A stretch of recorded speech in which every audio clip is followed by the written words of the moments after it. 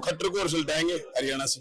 अच्छा 6 महीने में बदमाशी करी है खट्टर ने। अच्छा अब यहाँ तो बीजेपी वालों को सुलटाएंगे हरियाणा में और सुलटाएंगे। पूरे देश में आंदोलन होगा, मोदी और शाह मुंह की खा के गिरेंगे और काले कानून वापिस लेंगे। क्या आप मिलिए ऐसे लोगों से जिनकी फितरत छुपी रहे, नकली चेहरा सामने आए, असली सीरत छुपी रहे, दान की चर्चा घर घर पूछी, लूट की दौलत छुपी रहे। कहां से आ गए मिलने के पास इतने पैसे? ये भारतीय जनता पार्टी का गुर्गा था, समाज सेवी का रूप लेकर के आया। उल्टा चोर कोतवाल को डांटे। पुलिस बलवान के लिए मुद्दा था, सड़क बलवान के लिए मुद्दा थी, बिजली बलवान के लिए मुद्दा थी, पानी बलवान के लिए मुद्दा था।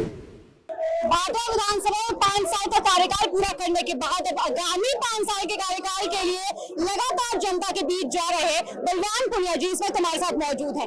कॉमरेड के रूप में आप जाने जाते हैं, किसान नेता के रूप में जाने जाते हैं। आपके राज से किसान क्यों परेशान है? जगह जगह किसान कह रहे हैं कि पानी नहीं आया है। बिल्कुल सही कह रहे। तो कैसे आप समाधान करेंगे? मैं समाधान करूंगा ना, खट्टर को और सुलटाएंगे हरियाणा से।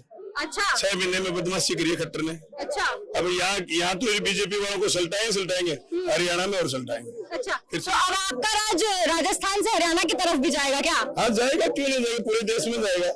क्यों नहीं जाना चाहिए? जो किसान के लिए व्यवधान पैदा करे, हम तो पहले भी करे ना। बीजेपी काले कानून लेकर के आई, हम पूरे देश के लिए बोले ना, राजस्थान की विधानसभा से बोले। और ऐसा जोरदार बात 19 नवंबर 2020 को हमने रखी कि पूरे देश में आंदोलन होगा, मोदी और शाह मुंह की खा के गिरेंगे और काले कानून वापिस लेंगे। वैसे पिछले 6 महीने से जानबूझ करके जो पानी के लिए परेशानी पैदा कर रहे थे खट्टर, वहां से हमारी नहर हो जाती है हरियाणा से, शिपी 4 और शिपी 5 जो जानबूझ करके उन्होंने बदमाशी की, ये बदमाशी भी रेड़ी जाएगी। और हम राजस्थान की विधानसभा फिर जा रहे हैं। आपको मैं बता दूं, जो किसान आज पानी की चर्चा कर रहे हैं, आप उनसे एक सवाल करते कि ठीक है बलवान पुनिया ने पानी के मसले में आपकी कम पैरवी करी या कम कर पाए, लेकिन यहाँ राहुल कस्मा MP है जिनकी भाजपा की हरियाणा में सरकार है, एक चिट्ठी तक नहीं लिखी। पूरी भाजपा लगी हुई थी इस मामले में कि 6 महीने लगातार पानी की स्थिति खराब करेंगे तो किसान खिलाफ हो जाएंगे। लेकिन अब किसानों को चीरते चीरते इधर तक आए। गाँव गाँव में ये मेला है, अब बड़े वोटों से चुनाव जीते। अच्छा आप मीनू बेनीवाल को जानते हैं कि नहीं जानते? मैंने शक्ल से नहीं देखा, फोटो देखा फेसबुक पर। कभी वो कहते हैं कि वो आपको जानते नहीं है, कभी वो आप पे चंदन तस्कर होने का आरोप लगाते हैं। वो तो खुद उठाई गिरे, उसका क्या आरोप लगाया? खुद उठाई गिरे। वो तो एजेंट है बीजेपी का। क्या मिलिए ऐसे लोगों से जिनकी फितरत छुपी रहे?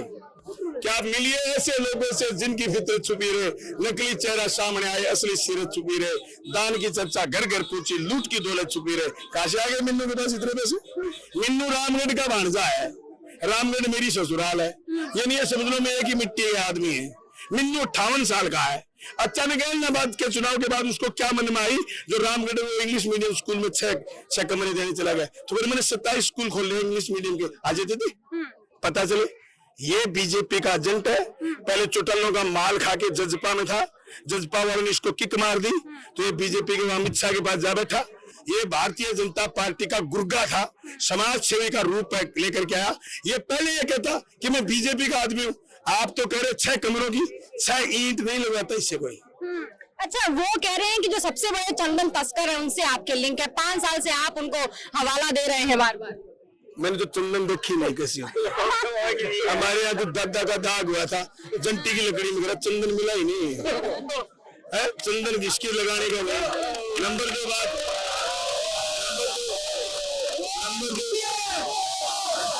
नंबर 2 अगर बलवान पुनिया चंदन तस्कर है तो चंदन आई कहाँ से? पता करवा, जेल भिजवाओ बलवान पुनिया। अच्छा क्या लगता है कैसा चल रहा है आपका कार्यक्रम, कैसा चल रहा है आपकी रैली? लोगों को कितना प्यार मिल रहा है? जबरदस्त।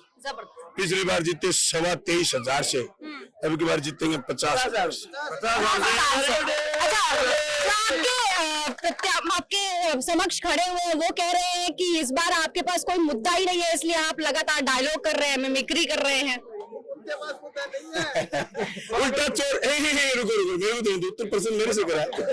उल्टा चोर कोतवाल को डांटे। पुलिस बलवान के लिए मुद्दा था, सड़क बलवान के लिए मुद्दा थी, बिजली बलवान के लिए मुद्दा थी, पानी बलवान के लिए मुद्दा था, घर घर टुट्टी लगाना बलवान के लिए मुद्दा था, 1600 करोड़ रुपए फसल बीमा बलवान के लिए मुद्दा था। बलवान पुनिया आज कह रहा है भादरा में बाईपास बनाएगा, इस गांव में खड़ा हूँ, यहाँ नर्सिंग कॉलेज खोल लूंगा। बलवान पुनिया कह रहा है हर स्कूल में सौर ऊर्जा लगाऊंगा, हर स्कूल की जो लैब है उनको सबको ऐसी करूंगा। बलवान पुनिया पास मुद्दे नहीं, मुद्दे उनके पास नहीं, जो बलवान पुनिया के घमंडी बता रहे। आप ताज्जुब करोगे, मैंने 500 फोन पर डे उठाए, 500 फोन 5 साल में, और 500 लोगों से मैं पर डे मिला हूँ। जो आदमी 500 लोगों से मिले वो घमंडी हो सकता है? जो आदमी 500 फोन उठाए घमंडी हो सकता है? लड़ाका हो सकता है? लड़ाका हूँ। चलिए, आगामी राजस्थान में किसकी सरकार आने वाली है? बलवान पुनिया जीतेगा, मुख्यमंत्री कौन बनेगा ये हम ही तय करेंगे। बहुत शुक्रिया समय देने के लिए।